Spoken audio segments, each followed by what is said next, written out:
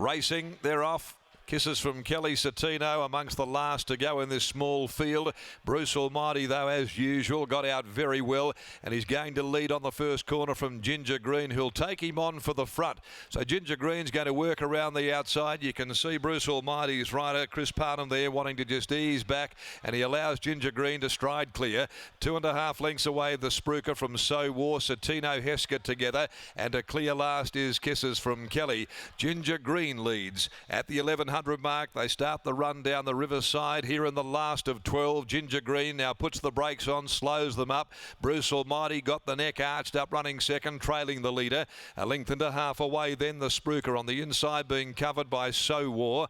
Over 1 length then Satino with Heskett and Kisses from Kelly. At the 800 mark, Ginger Green calls the shots in the last. 1.5 lengths to the good of Bruce Almighty as they start to bunch up. Then they came the Spruker down on the inside third, just in front of So War, and there's been no change. Back on the rail then Satino. It needs to get out and get going because the sprint's really going to come on any tick of the clock ahead of Heskett and Kisses from Kelly. They reach the 400. Ginger Green and neck Bruce Almighty at the top of the straight. So War straightened up third. The Spruker fourth, the rail. Heskett down the outside in the middle, Satino, but Bruce Almighty explodes to the lead. 150 to go. Bruce Almighty about 1/2 to 3/4 on Ginger Green, coming back. Bruce Almighty, Ginger Green fighting tooth and nail, but Bruce Almighty kept going. Bruce Almighty beat Ginger Green, So War third, and then Satino and Heskett, Bob of the Heads fourth, followed then by Kisses from Kelly and the Spruker in a race where the 7 probably have finished within 1.5 lengths to 2 lengths of each other.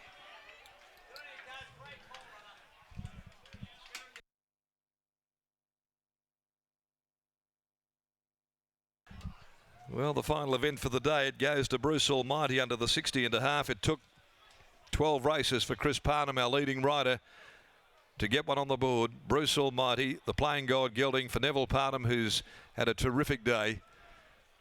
The yard producing more than its share, beating Ginger Green.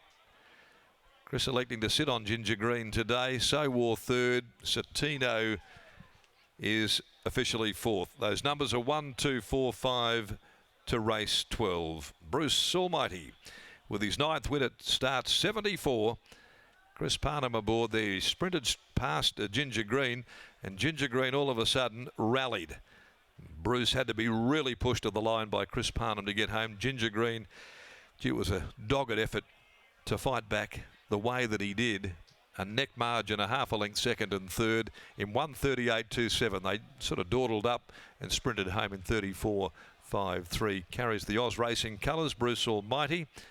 Ginger Greens by Gingerbread Man, trained by Steele Casey, Jared Noski, and third So War by Seapoy, Mitch Pateman and Holly Watson.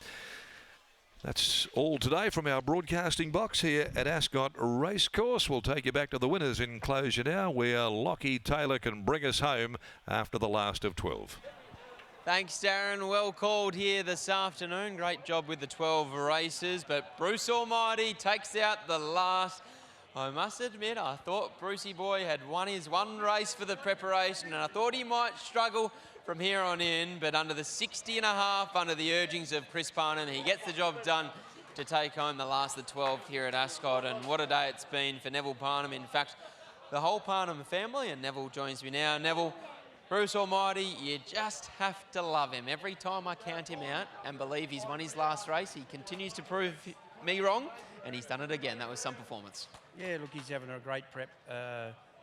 He never lies down. He always gives his best, and yeah, it's a big job today with 60.5 on his back, and he was pressured for the lead. Everyone thought he would lead, including myself, but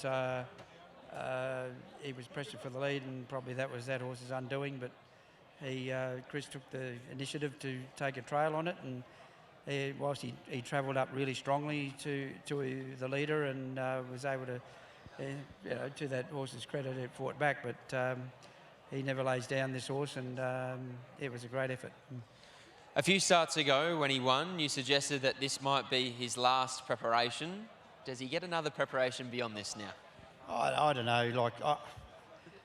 Like, he's obviously sort of right up there in the ratings, and this is his sort of class. And When he gets to the next level, it sort of evens him out a little bit. But I think he's done a great job. He's, I think, 70 odd starts now. So, you know, yeah, you want to look after him, you know. But he does enjoy his racing, and he does enjoy being in that kind of environment. But we'll see how we finish up with this prep. But he's no good at Belmont.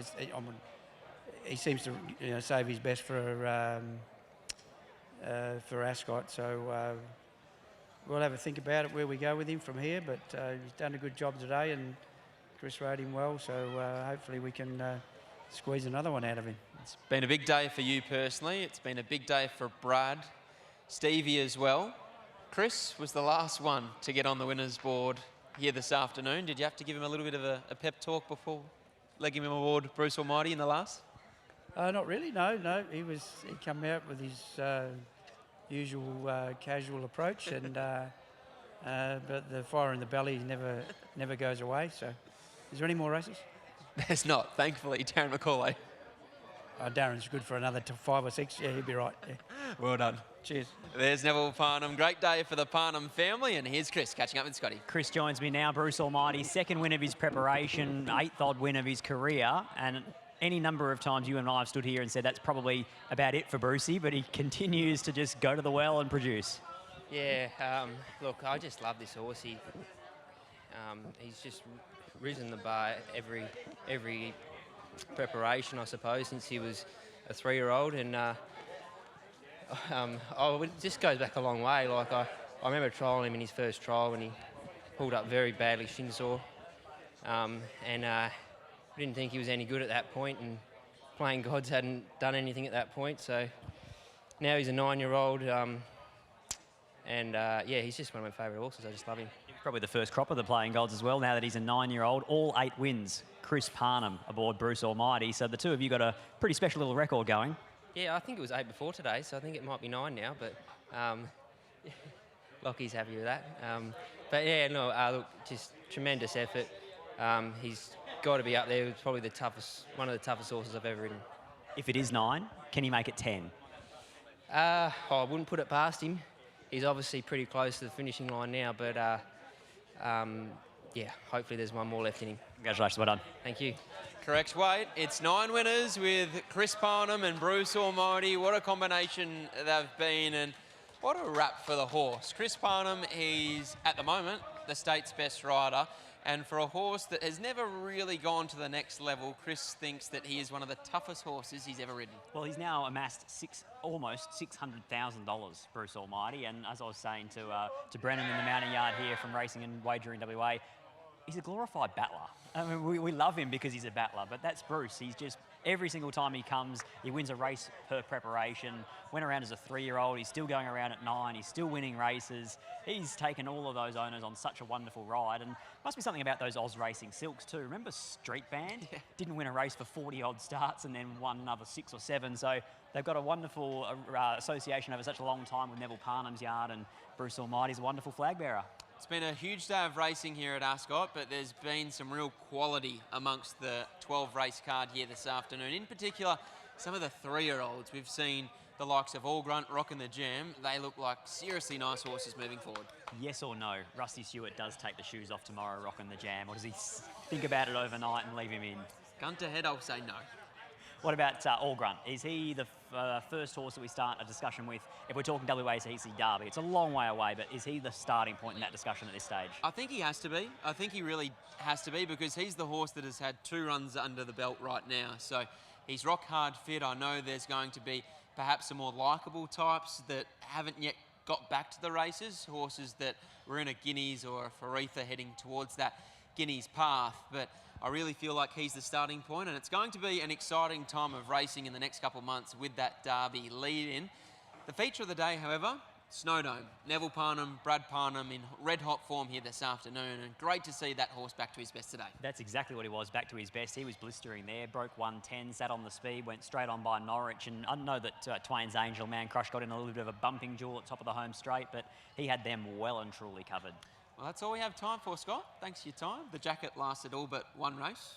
one race too many in my eyes, but we got rid of it eventually. Sense prevailed. Tomorrow, Mount Barker Cup Day down there. The boys, Riley Morgan, Michael Heaton will take you through the form there.